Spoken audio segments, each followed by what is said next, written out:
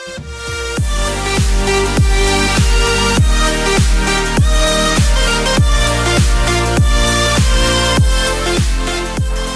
going on, guys? Welcome back to the channel.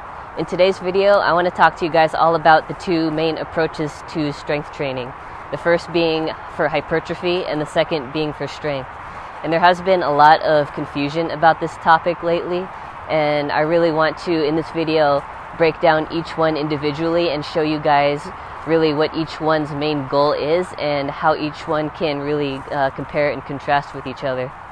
So just in a nutshell, when you train for hypertrophy, that generally means that you're training for more muscle size.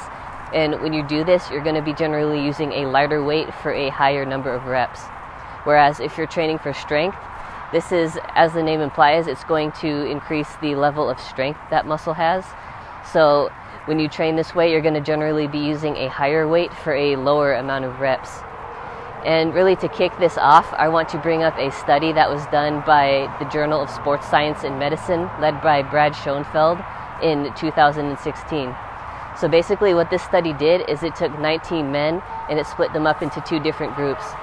The first group was assigned a strength routine, so that consisted of a higher weight for 2 to 4 reps per set.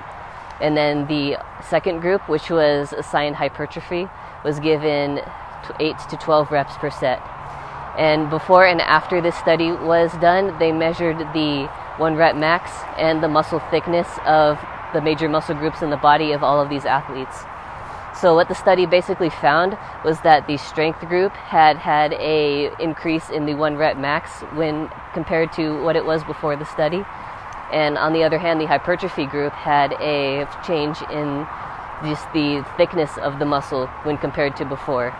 So what this study really proves is that strength training with low reps is in fact going to increase the muscle strength, whereas if you go for a higher number of reps, that's going to lead to more mass gains of that muscle.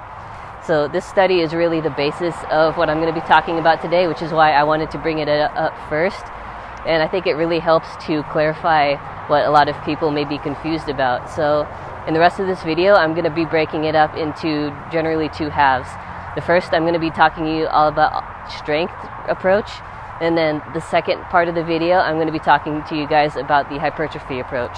So let's get straight into this. Alright guys, so first off, we're going to have the strength approach. So what this is going to be is generally, you're going to keep your volume at a very low number versus your intensity is going to be very high. So for the 2 factors that I just mentioned, volume and intensity, I'm going to be talking about them throughout this entire video. So I'm just going to kind of briefly explain what each of them are. So for volume, this is basically the amount of sets and reps that you do for each exercise, whereas intensity is basically the amount of weight that you're lifting throughout the entire exercise. And when we're talking about strength here, you're generally going to be keeping the volume relatively low and the intensity relatively high. And when you do this, each set is going to have a very short duration, whereas with hypertrophy, it would have a higher duration. But as I said before, since the intensity is going to be higher, it's also going to be very taxing on the central nervous system, more so than hypertrophy training.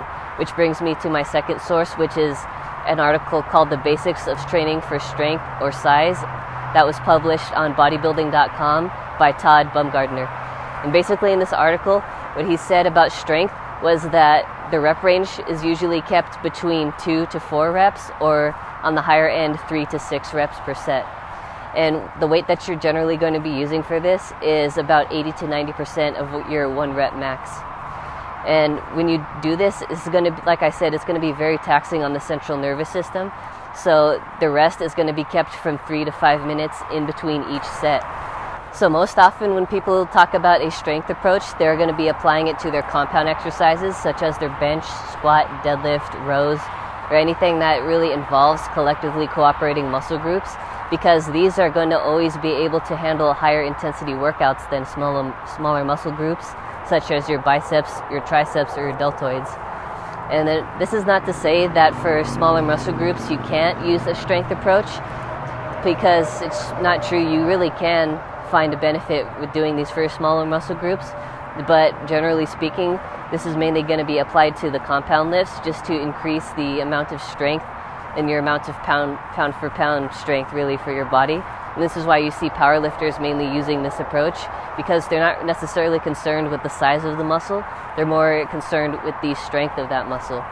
So in a nutshell, that's what the strength approach is. Alright guys, so next I'm going to be talking about the hypertrophy approach.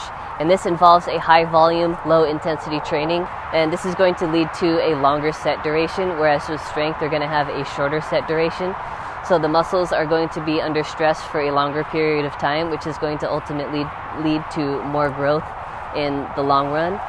So when you do this approach, you're generally going to see bodybuilders using this instead of powerlifters, because they're more concerned with the actual size and appearance of the muscle as opposed to the actual overall strength of it. But it's not to say that you can really cross over these two methods and combine them and change them to whatever your goal may be, because a really good routine will combine both strength and hypertrophy approaches just to kind of maximize your overall physique as well as your levels of strength.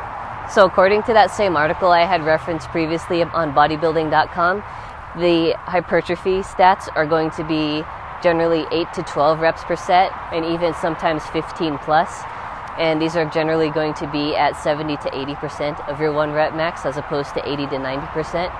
And the rest is going to be from 60 to 90 seconds, as opposed to 3 to 5 minutes.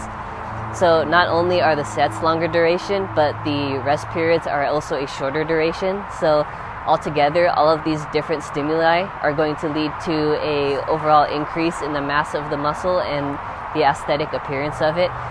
But that's not to say that strength will also increase, because that definitely will.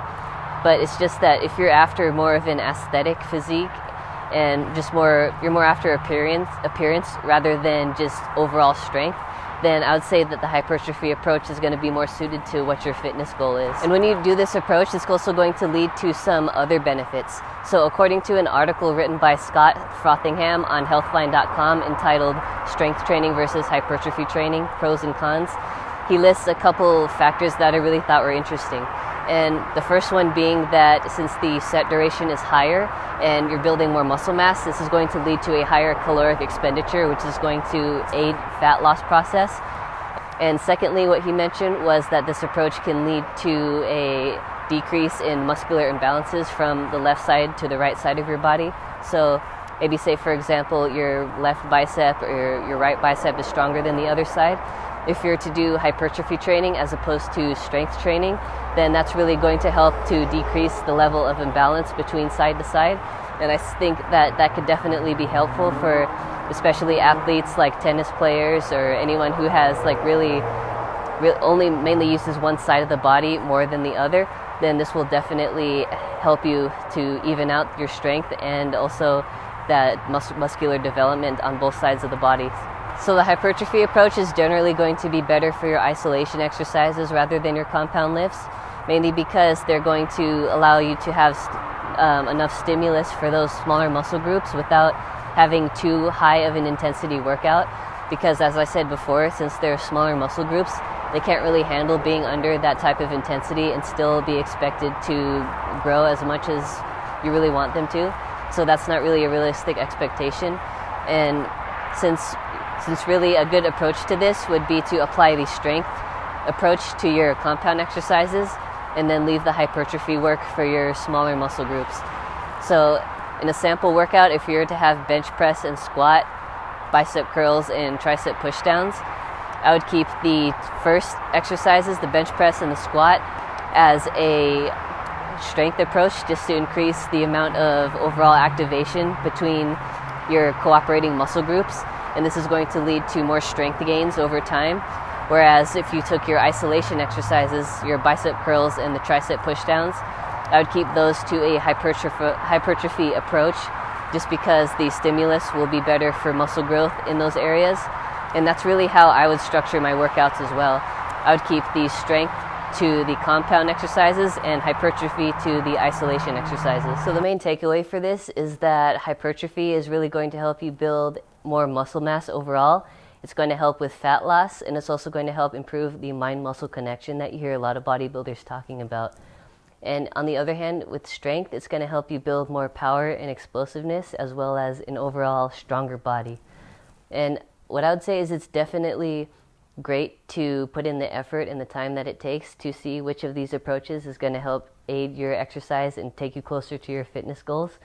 And it's just really going to help. It takes it to that next level if you know that you have a strategy behind what it is that you're doing.